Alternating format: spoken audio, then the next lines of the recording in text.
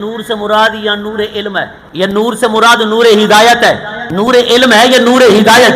کہتے ہیں یہ چاند سورج کی طرح جیسے چمکتا دمکتا نور ہے نا، حضور ایسے نہیں ہے، نور مانوی ہے، مانوی، حصی نور نہیں ہے۔ نبی پاک حصی نور نہیں ہے تو حدیث پاک میں آتا ہے جب نبی پاک رات کے گھپ اندھیرے میں مدینے کی گلیوں میں چلتے اور کبھی کوئی سامنے آتا حضور مسکرا دیتے تو مدینہ کی گلیاں بھی جگمگا جاتی۔ اما عائشہ کی سوئی جو گر جائے، حضور اچانک اپنے حجرے مبارک میں جلوہ فرما جو کمرہ منور ہو جائے، تاباں ہو جائے، روشن ہو جائے، اما عائشہ کہیں پہلے تو سوئی ملنے نہ پائے، مصطفیٰ جلوہ فرما ہوں تو بڑے آرام سے مل جائے، بڑے آرام سے مل جائے۔ میں نے کہا مولانا یہ نور حصی نہیں تو اور کون سا نور ہے؟ میں نے کہا یہ تیرا عقیدہ ہے، نبی نور حصی نہیں، چاند سورج کی طرح چمکنے والے۔ صحابہ کا یہ عقیدہ نہیں تھا۔ صحیح بخاری کی حدیث پاک ہے، دو حضور کے غلام حضور کی بارگاہ میں بیٹھے رہے، رات کا کافی پہر ہو گیا۔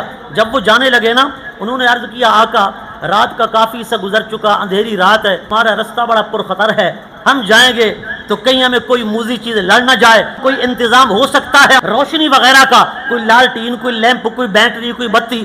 آقا کریم صلی اللہ علیہ وسلم نے فرمایا یہ چھڑی پڑی ہے، لے آؤ۔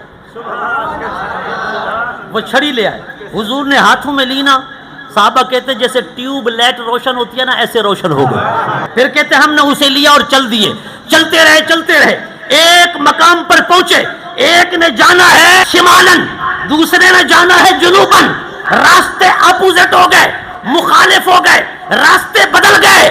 صحابہ نے کہا بھئی اب یا تو لے یا میں لیتا ہوں، لیکن جو لے گا وہ تو بڑے آرام سے گھر پہنچ جائے گا، دوسرے کو مسئلہ ہوگا، دوسرے کو پریشانی ہوگی، اب کیا کریں؟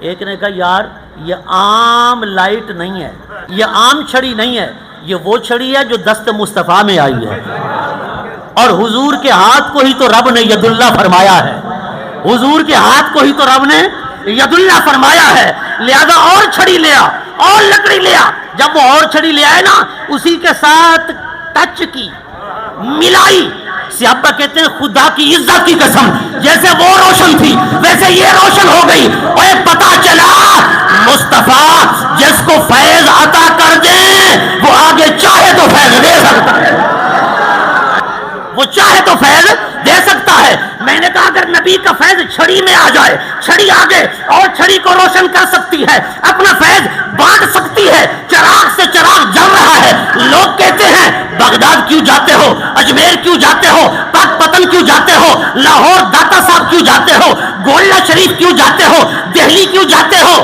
تم اللہ والوں کے درباروں پہ کیوں جاتے ہو؟ ہم نے کہا یہ حضور کے فیض یافتہ ہی تو ہیں، ان کا فیض مدینے سے آ رہا ہے، ہم ان کے درباروں میں جاتے ہیں، ان سے فیض